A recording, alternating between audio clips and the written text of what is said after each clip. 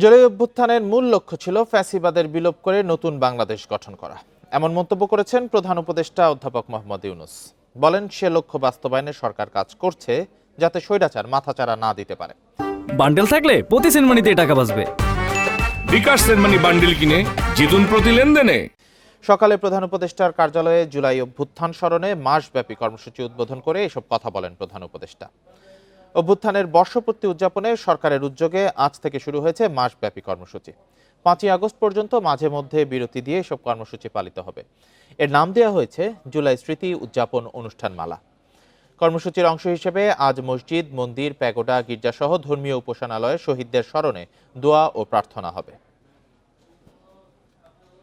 প্রতি বছর এই সময়কালটা উদযাপন করব,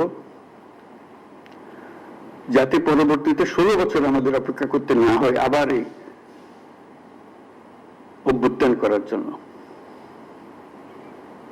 আমরা প্রতি বছর এটা করব, যাতে কোন স্বৈরাচারের কোন চিহ্ন দেখা গেলে সেটা তাৎক্ষণিকভাবে আমরা বিনাশ করতে পারি।